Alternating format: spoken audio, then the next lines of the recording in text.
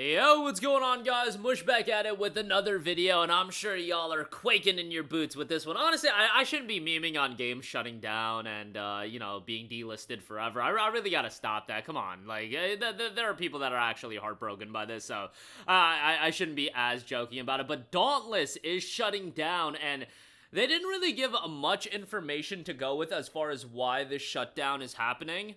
But you can kind of infer as to why this shutdown is happening. But the statement they put out, Dauntless is shutting down on May 29, 2025.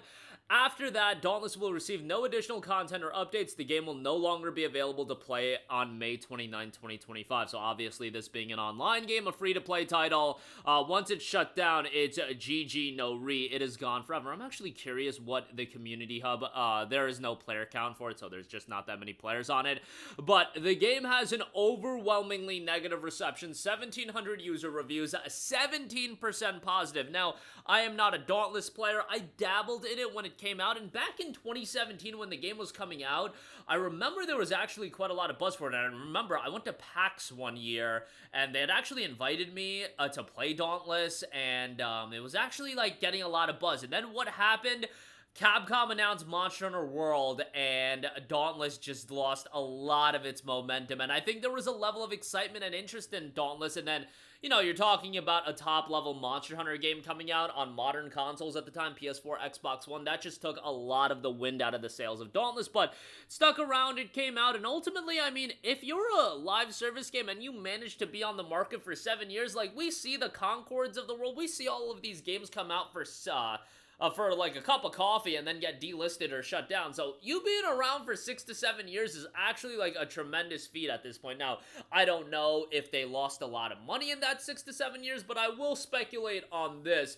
There was an update that released in December, and Dauntless actually dropped on Steam in December as well. Long time coming for that. I think if you're a live service game, it might behoove you to drop on Steam right out the gate. I get it that giving Steam the significant portion of those microtransaction money might not be ideal, but for the visibility, I think it might be well worth it. But like I was saying, in December, they dropped an update that did make the game more grindy, and again, I don't play the game regularly or anything like that, but if you look at the Steam reviews, a lot of people are pushing back on the update, and that made the game more grindy, incentivizing you to buy microtransactions. That's generally what they do. If they're making a game more grindy, they're doing it to hopefully push the players that they have left to buy microtransactions so they can make more money. Now, this might have been their Hail Mary attempt in the sense that they looked at the game, they looked at their player base, they looked at the future of the game, and they deemed that this game is not going to be financially viable for the long term. We gotta do something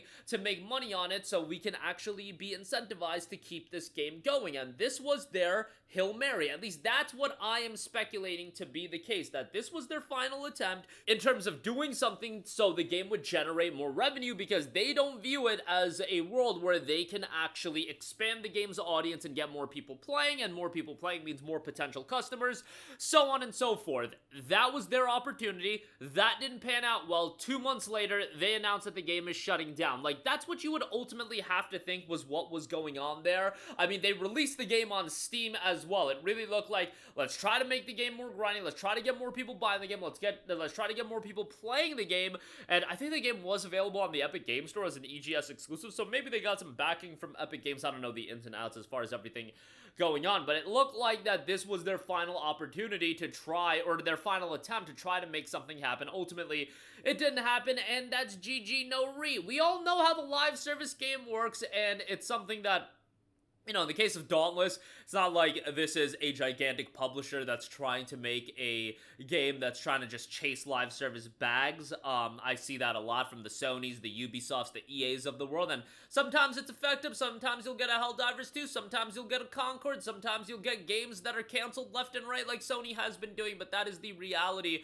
of the live service game. The live service game is such a hard game to break into. I totally get why, if you're an executive, if you are the person that's greenlighting these games, where a lot of people don't even give a damn about video games. They're just greenlighting the games that they view is going to have the potential return on investment, and they see what's successful in the games industry. It's the Fortnites. It's these games that get updated, and you can make passive revenue off of these games for years and years and years. That is such a lucrative, that is such an attractive business model when you're just looking at it from the lens of how do we make the most money possible. However, the reality is the live service model, the biggest factor and the biggest competition in terms of live service isn't money, it's actually time. There's only a finite amount of time for all of these games to exist and for people to play video games. The thing about live service games is that they thrive on player investment, and there's only so much investment to go around. Where you're talking about a game like, I don't know, even a big Final Fantasy game coming out. Final Fantasy VII Rebirth just came out on Steam, and, you know, that game will be a 60-hour investment. 60 hours for a live service game is a drop in the bucket. Take that 60 hours, turn it to 600 hours. That's what they want out of you every year out of a live service game, and that's just time that, yeah, somebody might spend that on a live service game. I got friends that are super into League still. I got friends that are super into Diablo. Yeah, maybe they'll play a Diablo, a League, a Path of Exile. They'll play one of those games for 300 hours in a year. But you cannot expect people to juggle 10 of those games at a time, whereas in the case of Final Fantasy VII Rebirth, you know, somebody will buy that for $70 or, you know, 48 when it came out on Steam, whatever. They'll play it, yeah, it'll take up some time, but then they'll move on. It's not gonna be something, it's kind of like transactional in that regard. It's not a continuous investment of transactions over time. It's just that one time and then you move on, maybe some DLC comes out, but you get the idea. When you're talking about 10 live service games competing, not only for your dollar, but more importantly, your time, 10 live service games, that competition is way more intense than 10 of these regular games coming out that don't require that level of investment. And out of those 10 live service games in this hypothetical world, yeah, 1 or 2 of them might be very successful. 8 of them are going to be canned, they're going to lose a lot of money, and they're going to get shut down. That's just the reality. Whereas, in the other side of things, 10 of those games, maybe 4 to 5 of them will be successful. You know, these are just numbers I'm throwing at the wall. But you get the live service game, it's winner take all. It's the big games are taking all the revenue, all the smaller ones, yeah, you might have an opportunity for a Helldivers 2 here to pop off, and you might have an opportunity for that game to pop off, but it's going to be a difficult game to get into. And I think when you get into the world of just chasing the bag instead of naturally letting the live service model work in the frame of a game that you thought of, in the case of Helldivers, I think that's when you see a lot of success, but I think when you're just chasing the bag desperately like Sony has been doing, that's a problem. But that's an entirely different thing. Dauntless was a game that was always going to be a live service model, and the model within a monster hunting style of game could work. It's just, for Dauntless it didn't, and it's going to be shut down and delisted forever. So it is what it is, kind of the reality of these games, whether they be just, you know, the obvious transparent of the chasing of bags like Sony does, or if it's a case like this where the game has been around for a long time, but they are throwing in the towel here. But that'll do it for me. Let me know all of your thoughts, your experiences with Dauntless. If any of you have sunk more time into it than I have, would be interested to hear your feedback on it as well. That'll do it for me. Let me know all of your thoughts in the comments section down below. As always, thanks for watching, and I will catch you guys in the next one. Peace out.